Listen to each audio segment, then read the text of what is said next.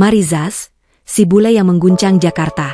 Marizas turun dari pesawat di Soekarno-Hatta dengan koper Louis Vuitton dan tas tangan Chanel. Usianya baru 25 tahun, tinggi 178 cm, kulit putih susu, rambut pirang lurus sampai pinggang, mata biru tajam. Orang-orang di bandara langsung melongo. Ada yang bisik-bisik, ada yang curi-curi foto. Dia pakai kacamata hitam besar, celana jeans ketat, crop top putih, dan sepatu heels merah. Kelihatan sekali dia bukan turis biasa. Di Oslo, Marizas anak konglomerat. Ayahnya punya perusahaan kapal pesiar dan tambang nikel. Rumah mereka seluas lapangan bola, ada kolam renang indoor, 8 mobil mewah di garasi. Tapi Marizas bosan. Setiap hari cuma belanja, pesta sama teman-teman kaya yang sama bosannya. Dia ingin hidup nyata. Jadi suatu malam dia kabur diam-diam, tinggalin surat pendek. Aku pergi cari hidup sendiri. Jangan cari aku. Uang yang dia bawa cukup untuk hidup mewah 10 tahun. Langsung sewa penthouse di SCBD, lantai 52, pemandangan kota Jakarta kelap-kelip. Mobil yang dipilih Ferrari merah convertible. Malam pertama di Jakarta, dia langsung cari klub malam paling elit. Namanya Noir. Di dalamnya orang-orang kaya Jakarta, selebriti, ekspatriat, semua yang pengen pamer duit. Begitu masuk, manajer klub langsung nyamperin. Matanya berbinar lihat Marizas. Mau kerja jadi dancer? Gaji pokok 50 juta sebulan, plus tips bisa 200, 300 juta kalau tamu suka. Marizas cuma tersenyum. Deal, mulai besok malam. Malam berikutnya, Noir rame banget. Kabar ada penari bule baru langsung menyebar. Nama panggungnya Marilyn. Begitu lampu sorot nyala dan musik EDM menggelegar, Marizas naik ke pole di tengah panggung. Tubuhnya lentur banget, gerakan pole dance-nya presisi, seksi tapi elegan. Semua orang terpana. Uang kertas 100 ribuan dan dolar beterbangan ke panggung. Satu malam dia bawa pulang 47 juta cash dalam tas belanja Hermes. Hidupnya langsung berubah total. Setiap malam dia tampil jam 11 sampai jam 3 pagi. Pulang ke penthouse jam 5 subuh, tidur sampai sore, bangun langsung spa atau gym pribadi. Malamnya ulang lagi. Teman-temannya sekarang para model, DJ, anak-anak klub. Mereka pesta di rooftop, minum champagne ribuan dolar satu botol, hirup sesuatu yang haram, dan ketawa keras sampai pagi. Marizas kelihatan bahagia di luar. Instagramnya penuh foto seksi, like jutaan, sponsor datang sendiri. Brand tas, kosmetik, baju dalam, semua mau bayar mahal supaya dia pakai produk mereka. Duit masuk terus. Rekeningnya membengkak. Tapi tiap kali lampu klub mati dan dia sendirian di penthouse, perasaan hampa itu datang lagi. Dia berdiri di balkon, lihat Jakarta dari atas, kota besar yang ramai tapi kok tetap sepi.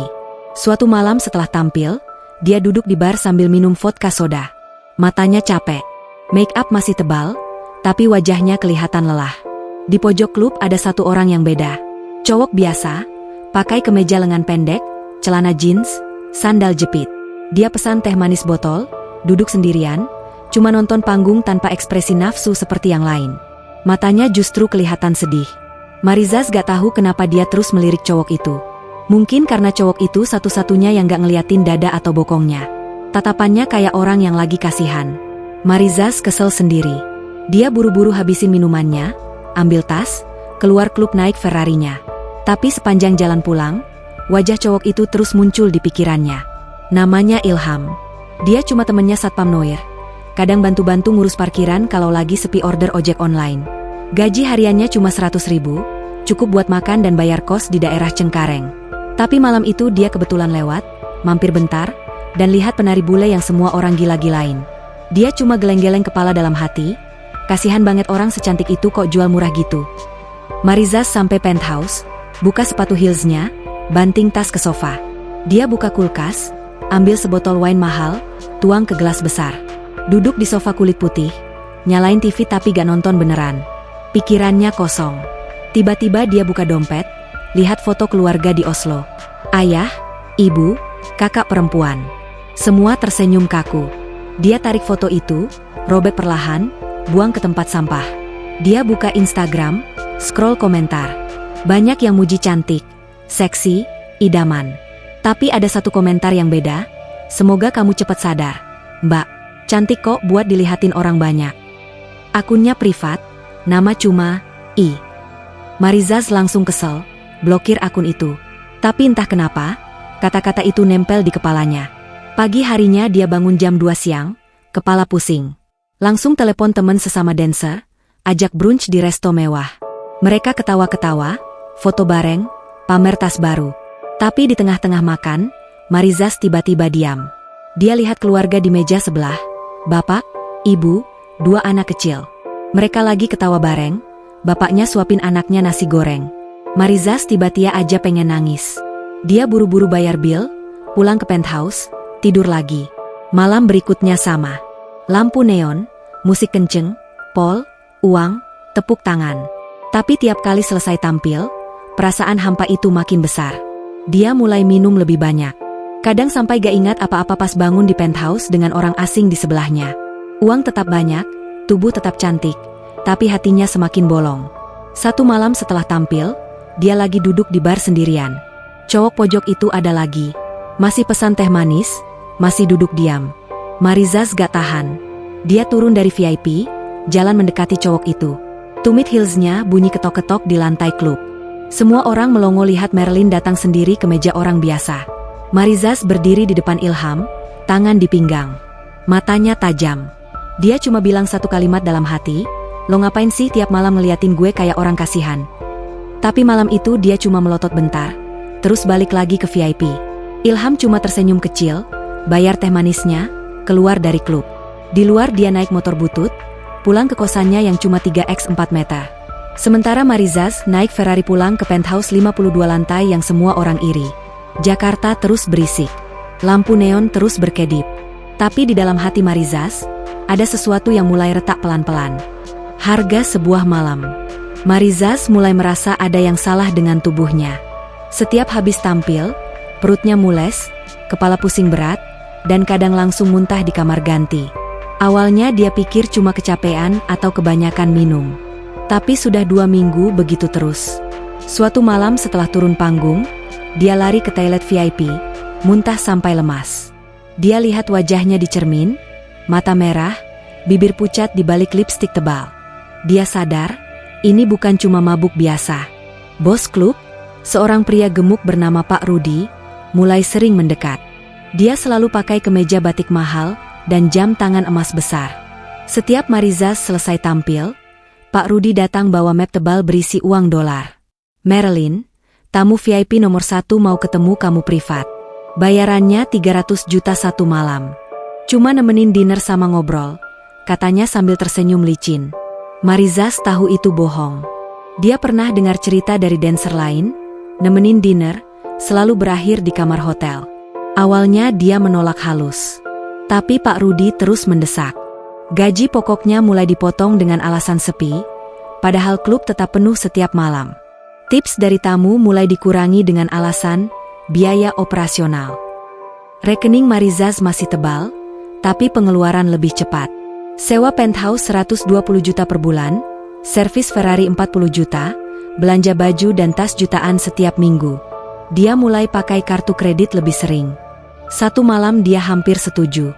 Tamu VIP itu pengusaha batubara dari Kalimantan, sudah tua, botak, perut buncit. Dia duduk di sofa VIP sambil pegang gelas whisky, matanya gak lepas dari tubuh Marizas.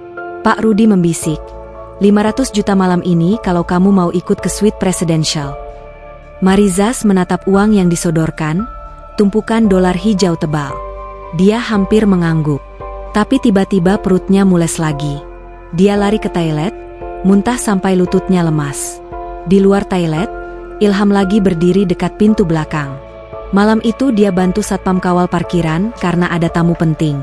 Dia lihat Marizas keluar dari toilet dengan wajah pucat, rambut acak-acakan. Tanpa banyak bicara, Ilham mendekat, pegang lengan Marizas pelan, lalu bawa keluar lewat pintu belakang. Marizas gak melawan. Dia terlalu lemes. Di parkiran belakang yang sepi, Ilham buka pintu mobil go-kart bututnya, suruh Marizas masuk. Marizas duduk di kursi depan, kepala bersandar ke jendela. Sepanjang jalan dia diam. Lampu jalan kuning lewat satu persatu di wajahnya. Ilham cuma nyetir pelan, sesekali melirik. Sampai di depan gedung penthouse, Marizas gak turun. Dia cuma menatap dashboard mobil yang penuh stiker, dan ada gantungan Al-Quran kecil dari kayu. Ilham akhirnya membuka suara pelan, "Mbak masih bisa berhenti kapan saja. Allah masih sayang sama Mbak." Marizas cuma ketawa kecil, suaranya serak. "Allah? Aku cuma percaya duit." Tapi nada ketawanya gak meyakinkan. Dia turun dari mobil, masuk lift, tapi kalimat ilham itu terus berputar di kepalanya sampai tertidur. 2 hari kemudian dia benar-benar muntah darah di kamar mandi penthouse. Dia panik, telepon dokter pribadi yang biasa dipanggil teman-teman klub. Dokter datang, periksa, lalu bilang tenang saja, cuma mah akut karena alkohol dan stres. Tapi dokter menyarankan berhenti minum keras total, kalau gak mau lambungnya bolong. Marizas cuma mengangguk lemas. Malam itu dia tetap tampil karena Pak Rudi mengancam gak dibayar kalau absen. Habis tampil, dia langsung pingsan di backstage. Bangun-bangun sudah di mobil Ilham lagi. Entah bagaimana Ilham tahu. Mungkin satpam telepon. Kali ini Marizas gak tahan lagi. Dia menangis di kursi depan, tangan menutup wajah. Air matanya banjir, maskara luntur hitam-hitam di pipi. Dia nangis sampai sesenggukan, badan gemetar. Ilham cuma diam, nyetir pelan ke arah Ancol. Di pinggir laut yang sepi, dia parkir mobil. Mereka duduk di dalam mobil, cuma dengar suara ombak.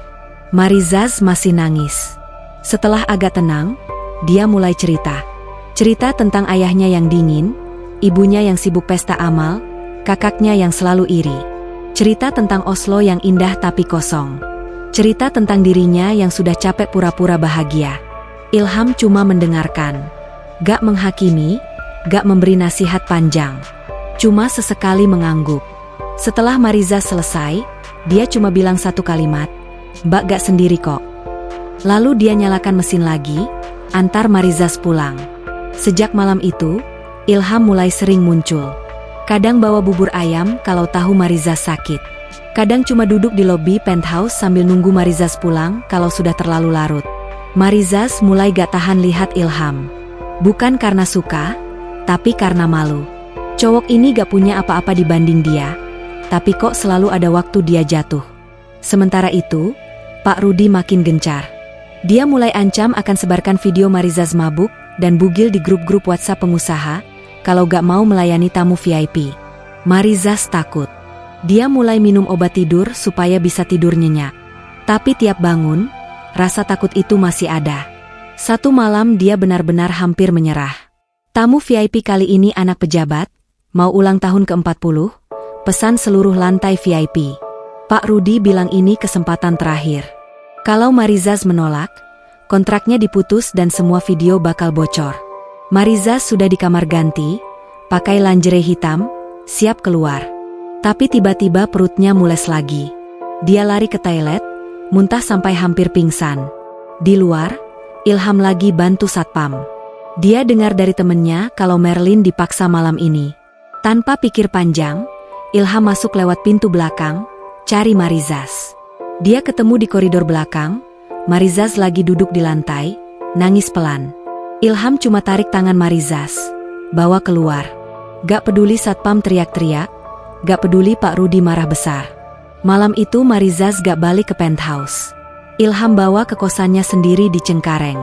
Kamar kecil, cuma ada kasur tipis, kipas angin, dan lemari kayu tua. Marizas tidur di kasur, Ilham tidur di lantai pakai tikar. Pagi harinya Marizas bangun, lihat Ilham lagi sholat subuh di sudut kamar.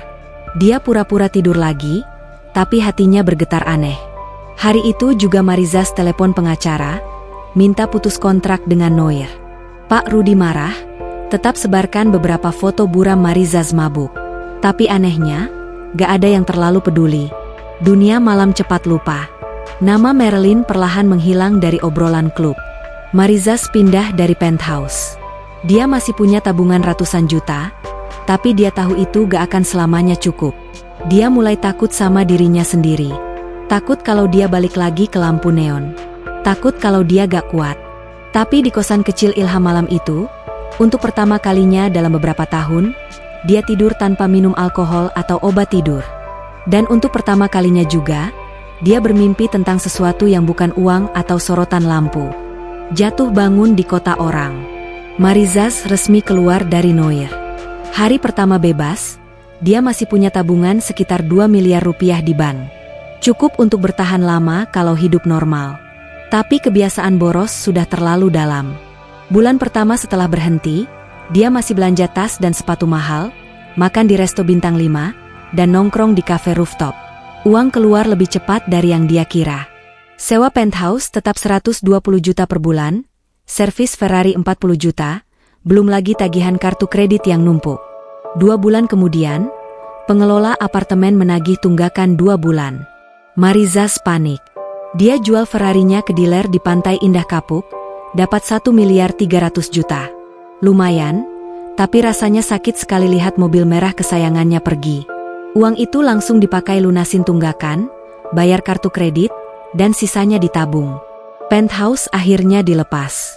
Dia pindah ke apartemen sewa kecil di Sudirman, 1 kamar tidur, 25 juta per bulan. Masih mahal, tapi setidaknya gak bikin pusing. Teman-teman klub langsung menghilang. WhatsApp grup yang dulu rame setiap malam jadi sepi. Kalau dia chat duluan, balasannya cuma singkat atau malah dibaca doang. Maris kata sadar, selama ini mereka cuma suka sama uang dan gaya hidupnya, bukan sama dirinya.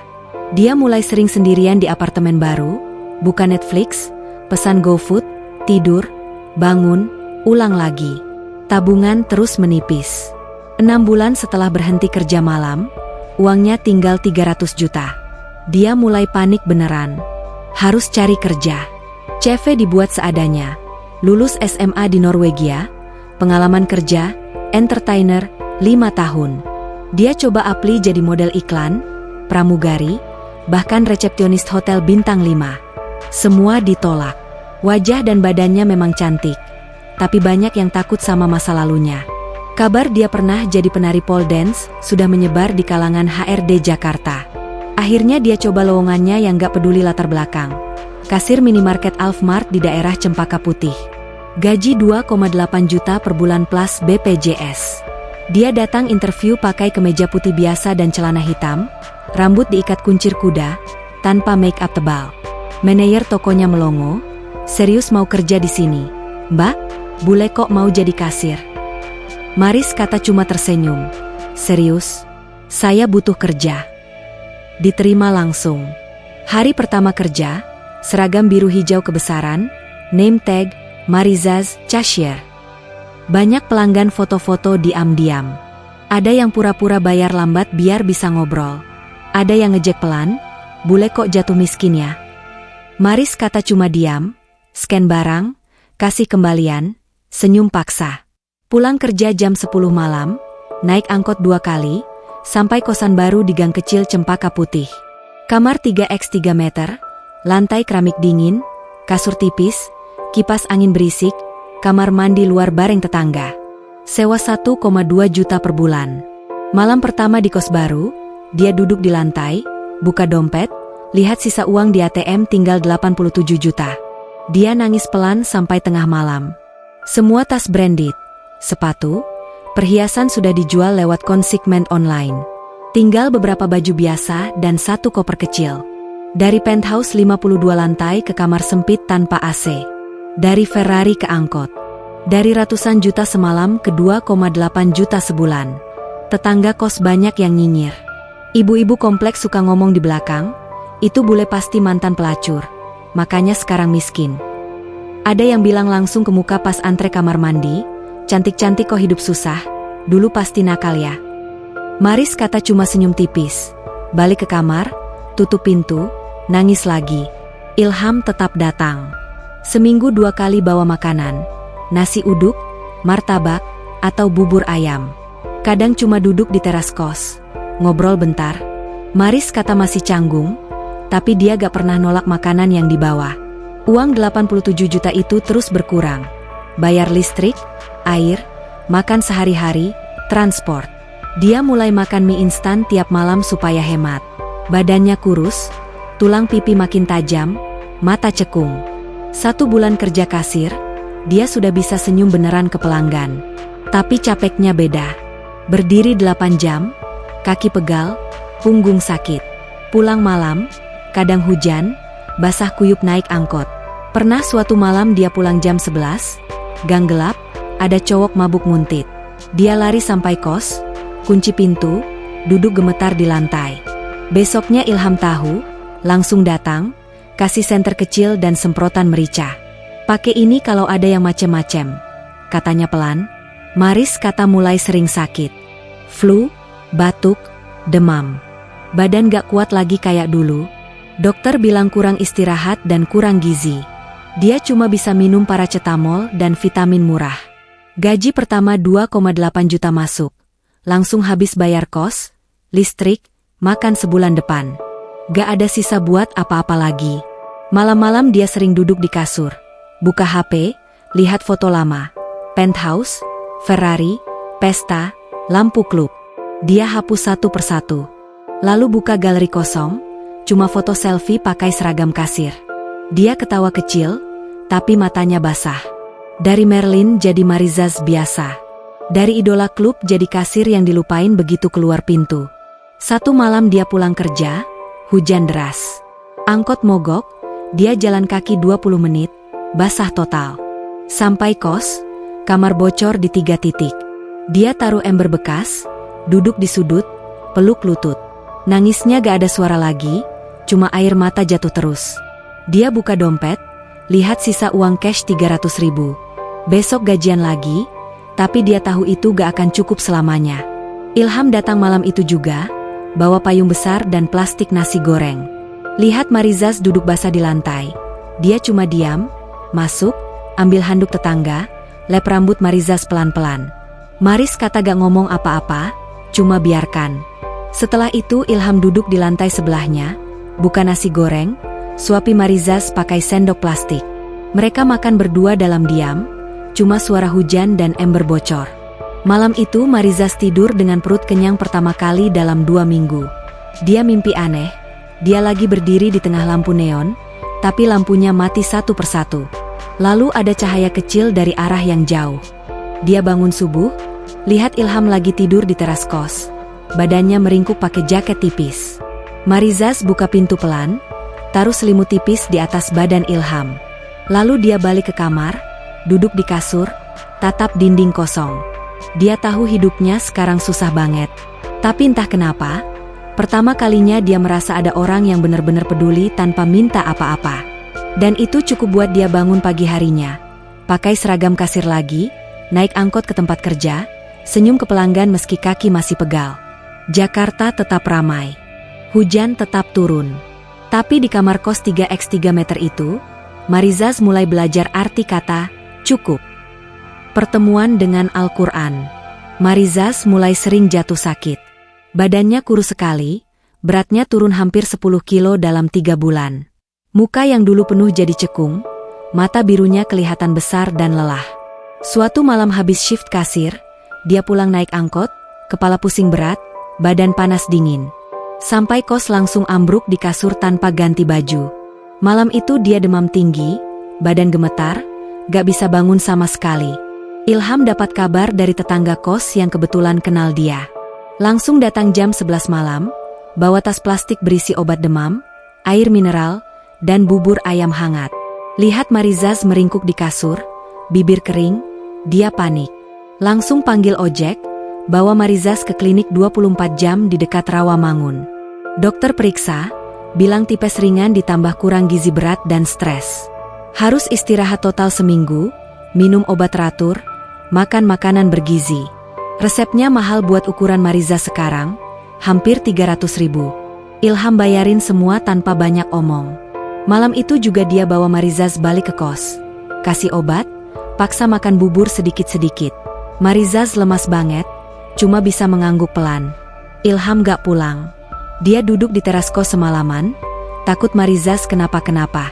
Pagi jam 4, dia bangun sholat subuh di sudut teras pakai sajadah kecil. Marizaz pura-pura tidur, tapi matanya terbuka sedikit. Dia lihat Ilham sujud lama, lalu duduk baca sesuatu dari HP sambil sesekali ngelap air mata. Entah kenapa, dada Marizaz jadi hangat. Seminggu dia cuti kerja. Gaji dipotong, tapi gak apa-apa. Ilham datang tiap hari, bawa sup ayam buatan ibunya, buah potong, susu. Kadang cuma duduk baca buku di teras sambil nunggu Marizas tidur. Suatu sore Marizas sudah agak kuat, bisa duduk di kasur. Ilham masuk bawa tas kain kecil. Di dalamnya ada buku tebal sampul hijau dengan tulisan Arab dan terjemahan Inggris. Al-Quran. Dia taruh di meja kecil, cuma bilang, baca aja kalau bosan. Gak wajib kok. Lalu keluar lagi ke teras. Marizas lihat buku itu lama. Dia pernah lihat Al-Quran di toko buku bandara, tapi gak pernah pegang. Malam itu lampu kos redup. Kipas angin berisik, dia buka buku itu pelan-pelan. Bau kertas baru dan tinta. Dia buka random, jatuh di surah Ar-Rahman. Ayat-ayatnya pendek-pendek, terjemahan Inggrisnya mudah. Dia baca pelan dalam hati. The most merciful. Taujud the Quran. Created man. Taujud him eloquent. Sampai ayat yang diulang-ulang, so which of the favors of your Lord would you deny? Dia baca berulang-ulang. Tiba-tiba dadanya sesak. Air matanya jatuh tanpa suara ke halaman buku. Dia gak tahu kenapa nangis. Mungkin karena dia baru sadar selama ini dia punya segalanya tapi gak pernah bersyukur. Atau karena dia baru sadar ada Tuhan yang tetap sayang meski dia sudah jauh banget. Malam itu dia baca sampai habis surah itu. Lalu dia tutup buku, peluk ke dada, tidur sambil nangis pelan. Pagi harinya Ilham datang, lihat buku Al-Quran sudah pindah ke bantal Marizas. Dia cuma tersenyum kecil, gak komentar apa-apa. Sejak itu Marizas mulai baca tiap malam. Gak banyak, cuma 1-2 halaman. Kadang buka YouTube, cari penjelasan ayat dalam bahasa Inggris. Dia mulai googling sendiri. Apa itu wudu? Apa itu sholat? Apa itu puasa? Semakin dibaca, semakin dia merasa tenang. Perasaan hampa yang dulu menggerogoti seperti perlahan terisi sesuatu yang gak bisa dia jelaskan. 1 minggu kemudian dia sudah bisa kerja lagi. Badan masih lemes, tapi semangatnya beda. Di minimarket dia mulai senyum beneran ke pelanggan. Malam pulang, gak langsung tidur. Dia buka Al-Quran lagi. Suatu malam dia buka surah Al-Insyirah. Dengan kesulitan pasti ada kemudahan. Dia baca berkali-kali sampai hafal. Lalu dia buka HP, cari video cara sholat untuk pemula. Dia coba sendiri di kamar kos. Gerakannya kaku, takut salah, tapi dia tetap lanjut sampai selesai. Habis sujud terakhir, dia nangis lagi. Bukan nangis sedih, tapi lega. Ilham mulai sering tinggal di teras kos sampai malam. Kadang Marizas buka pintu, suruh masuk, mereka duduk di lantai, makan mie instan bareng sambil Marizas tanya macam-macam. Ilham jawab pelan dan sabar. Gak pernah maksa, gak pernah buru-buru. Marizas mulai pakai baju yang lebih tertutup. Celana jeans masih dipakai, tapi atasannya kaos longgar. Rambut pirangnya mulai diikat, gak lagi dibiarkan tergerai. 1 malam dia demam lagi, tapi ringan. Ilham datang bawa obat dan termometer. Habis minum obat, Marizas tiba-tiba bilang, aku mau coba sholat bareng kamu besok. Ilham cuma mengangguk. Matanya berkaca-kaca tapi buru-buru disembunyikan. Pagi berikutnya, jam 4 lewat, Ilham ketuk pintu pelan. Marizas sudah bangun, pakai kaos panjang dan sarung yang dipinjam dari Ilham. Wajahnya gak pakai make up sama sekali. Mereka sholat subuh berdua di teras kos yang sempit. Marizas ikut gerakan Ilham dari belakang. Bacaan Ilham pelan dan tenang. Pas sujud, Marizas merasa lututnya gemetar. Bukan karena lemah, tapi karena perasaan yang terlalu besar untuk dijelaskan. Habis sholat, mereka duduk di teras. Langit Jakarta masih gelap, ada suara adzan samar dari masjid jauh. Marizas menunduk, tangannya memainkan ujung sarung. Dia gak ngomong apa-apa, tapi Ilham tahu. Dia cuma taruh tangan di pundak Marizas sebentar, lalu pergi beli bubur untuk sarapan. Sejak hari itu, Marizas mulai sholat sendiri tiap waktu. Kadang salah, kadang lupa, tapi dia terus coba. Dia beli mukena secon dari OLX, warna putih polos, cuma 70.000. Tiap habis sholat, dia baca Al-Quran lagi. Dia mulai catat ayat-ayat yang dia suka di buku tulis bekas. Kamar kosnya masih sempit dan panas, tapi sekarang ada sajadah kecil di sudut dan Al-Quran di meja. 2 benda itu jadi harta paling berharga yang dia punya sekarang. Uang tabungannya tinggal 42 juta. Gaji kasir tetap kecil. Tapi entah kenapa, dia gak terlalu takut lagi. Tiap kali panik lihat saldo ATM, dia buka Al-Quran, baca beberapa ayat, lalu tiba-tiba tenang. Dia mulai tersenyum sendiri di kamar kos. Bukan karena hidupnya jadi gampang, tapi karena dia akhirnya menemukan sesuatu yang gak bisa dibeli uang. Rasa damai di hati. Malam itu dia duduk di kasur, buka HP, hapus semua foto lama dari masa klub malam. Galeri jadi kosong. Lalu dia foto sajadah dan Al-Quran hijau itu, dijadikan wallpaper HP. Dia matikan lampu, tidur dengan senyum kecil di bibir. Di luar, Jakarta masih berisik seperti biasa. Tapi di dalam kamar 3x3 itu, ada cahaya kecil yang baru menyala, dan kali ini bukan lampu neon. Bab 5, Aku Mau Masuk Islam. Marizas sudah hampir 3 bulan baca Al-Quran tiap malam. Dia hafal beberapa surah pendek, Al-Fatihah, Al-Ikhlas, Al-Falah, An-Nas. Sholat 5 waktu gak pernah bolong lagi, meski kadang masih takut salah gerakan. Mukenanya sudah lusuh karena dipakai terus, tapi dia gak mau ganti.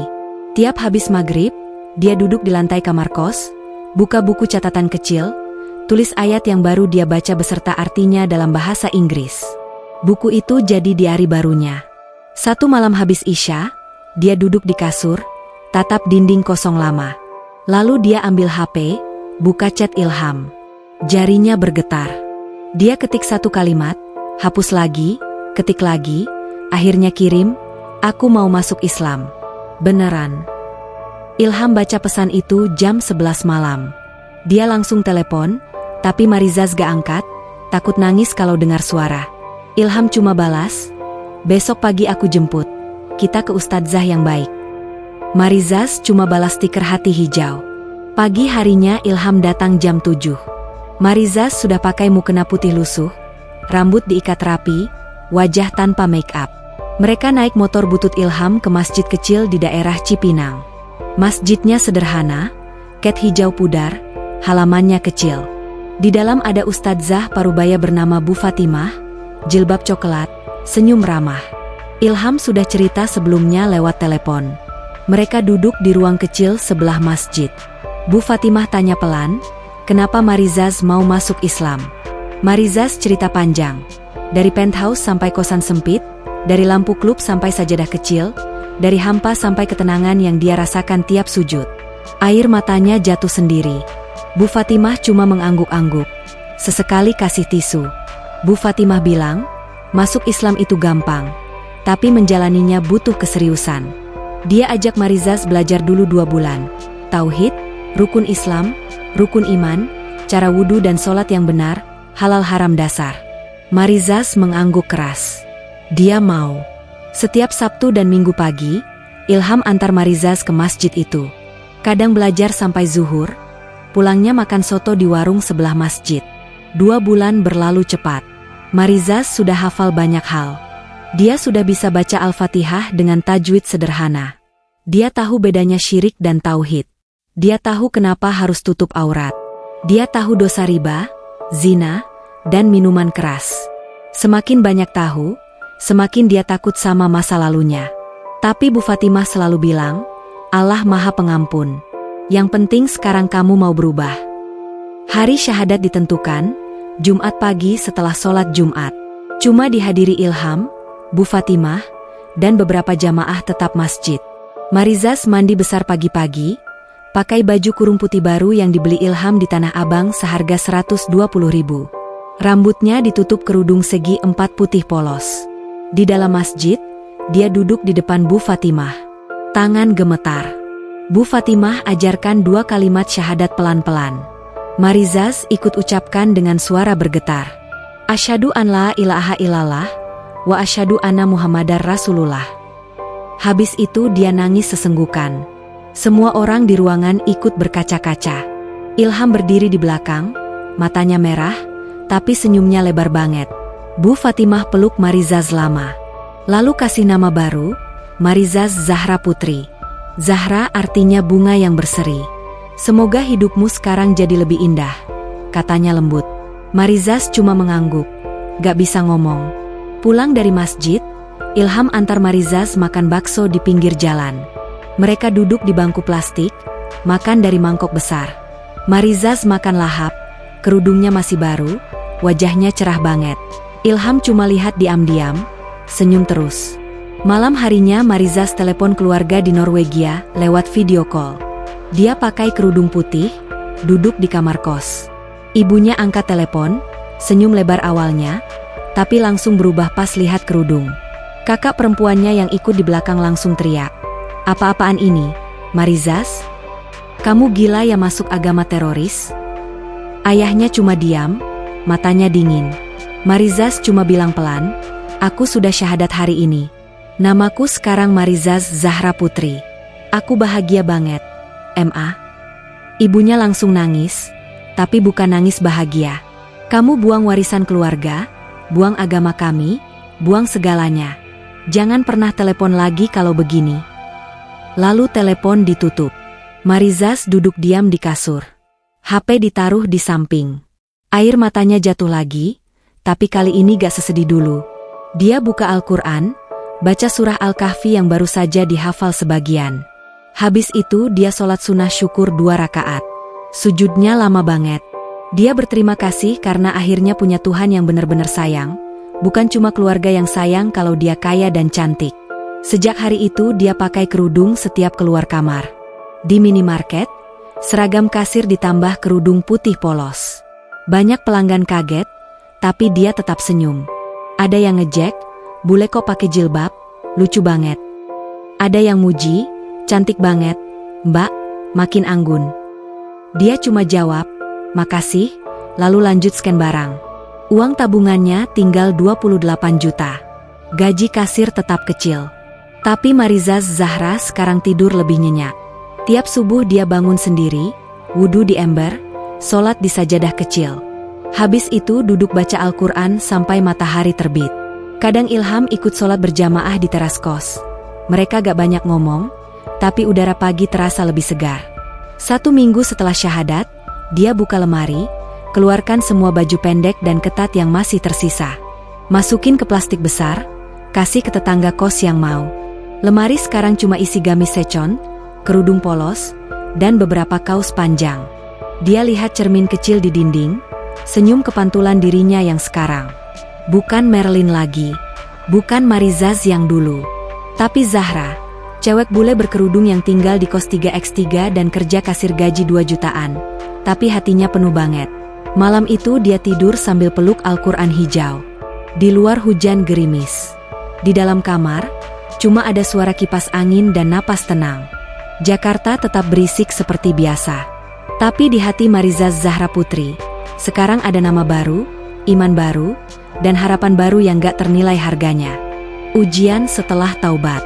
Marizaz Zahra Putri sekarang resmi mualaf sudah 5 bulan. Kerudung putihnya diganti yang lebih rapi, warna-warna soft, krem, abu muda, hijau mint. Di minimarket dia tetap kerja. Tapi manajer sudah naikin gajinya jadi 3,4 juta karena rajin dan jujur.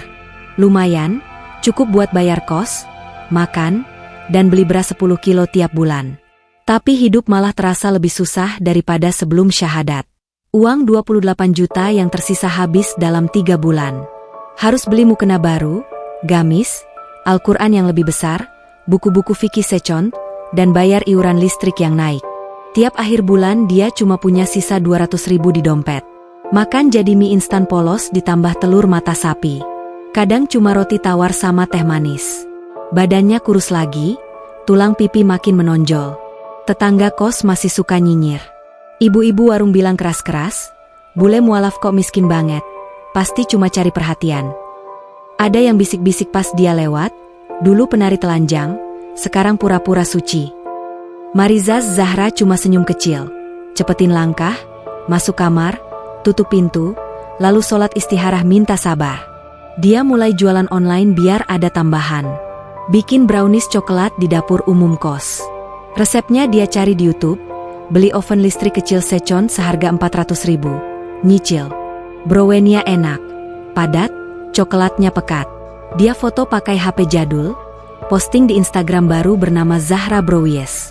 Awalnya sepi. Seminggu cuma laku 3 loyang, untungnya cuma cukup beli tepung terigu lagi. Ilham tetap nemenin. Tiap malam Sabtu dia datang bawa bahan, coklat batang, mentega, telur. Mereka aduk adonan bareng di meja plastik kecil. Ilham cuci piring, Mariza Zahra oven. Habis itu mereka makan brownies hangat sambil nonton video ceramah di HP. Suatu malam Ilham tiba-tiba bilang, "Zahra, nikah yuk sama aku. Biar kamu gak susah sendirian." Mariza Zahra kaget, langsung geleng kepala. "Enggak, Mas. Aku gak mau nikah karena kasihan. Aku mau berdiri sendiri dulu." Ilham cuma mengangguk, gak memaksa. Tapi dia tetap datang tiap minggu, bawa bahan kue, bantu packing pesanan meski masih sedikit. 1 bulan kemudian pesanan mulai naik perlahan. Dari 3 loyang jadi 10 loyang seminggu. Mariza Zahra mulai bisa beli keju dan kacang mede buat topping. Tapi tetap susah. Oven kecilnya mati tengah malam pas lagi baking pesanan urgent. Dia nangis di dapur umum sendirian. Pagi harinya Ilham datang bawa oven bekas yang lebih besar, beli dari uang tabungannya sendiri. Mariza Zahra mau nolak, tapi Ilham bilang, "Anggap pinjaman usaha. Nanti kalau untung, kamu balikin." Hari terus berjalan. Instagram Zahra Brouwes mulai dapat 500 follower. Masih kecil, tapi dia seneng banget tiap ada notif orderan masuk. Dia packing sendiri, lari ke ekspedisi tiap sore habis kerja kasir. Kadang pulang malam, hujan, basah kuyup bawa kardus. Tapi tiap buka dompet lihat uang tambahan 50-70 ribu sehari, dia tersenyum lebar. Tiba-tiba keajaiban kecil datang. Seorang food vlogger bule yang tinggal di Jakarta, namanya Sarah, kebetulan beli brownia lewat teman. Dia suka banget posting di Instagram dan TikTok, brownies ternak di Jakarta. Dibuat sama mualaf bule dari Norwegia, rasanya bikin nagih. Video itu langsung viral. Dalam 2 hari follower Zahra Brouwes naik jadi 15 ribu. Orderan banjir. Dari 10 loyang sehari jadi 70 loyang. Mariza Zahra kewalahan. Dia minta cuti 2 minggu dari minimarket, fokus baking. Ilham bantu full. Mereka sewa dapur kecil di ruko dekat kos, sewa 3 juta per bulan. Mariza Zahra ambil tabungan terakhir, beli mixer besar, loyang baru, dan timbangan digital.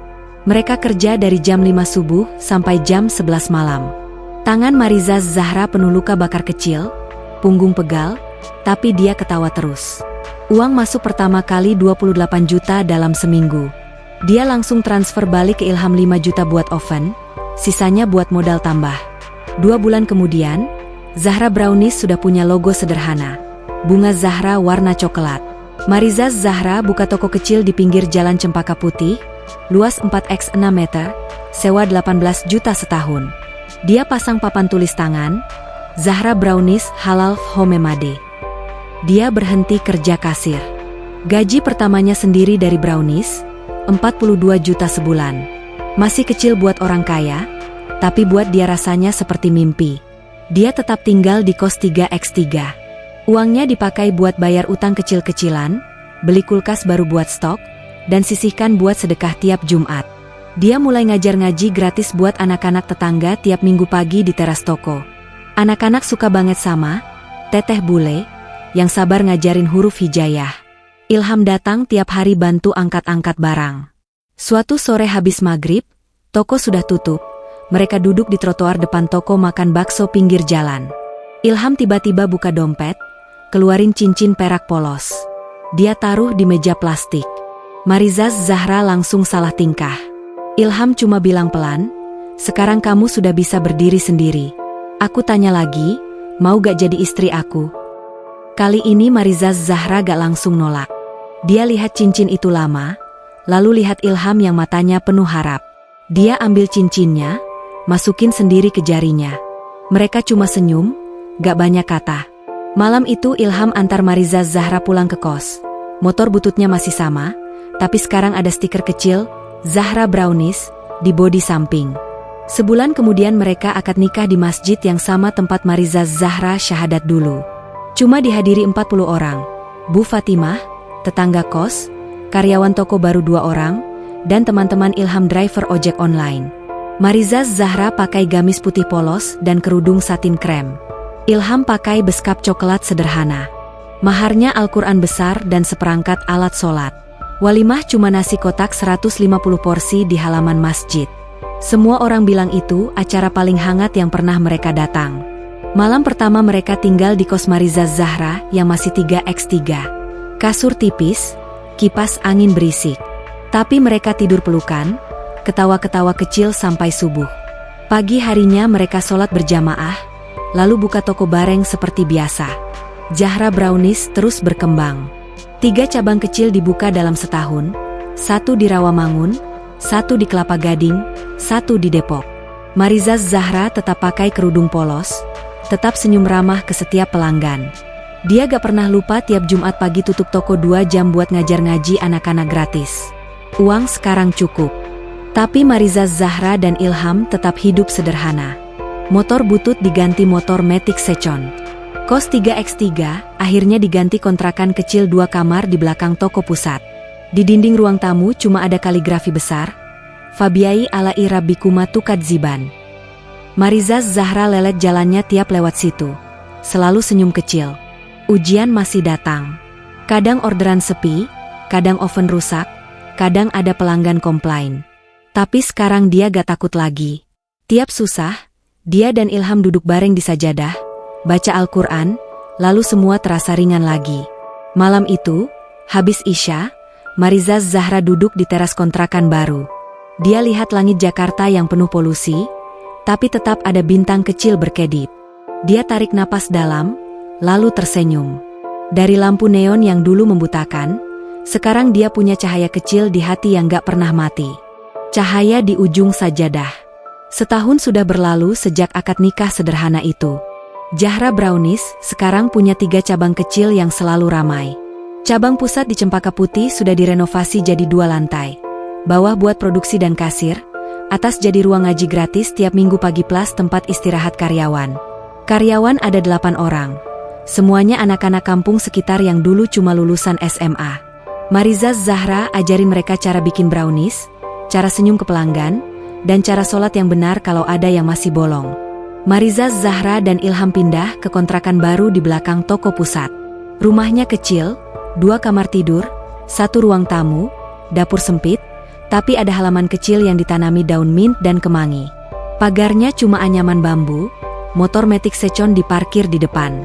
Tiap subuh terdengar suara Mariza Zahra baca Al-Quran pelan-pelan, suaranya terbawa angin pagi sampai ke jalan.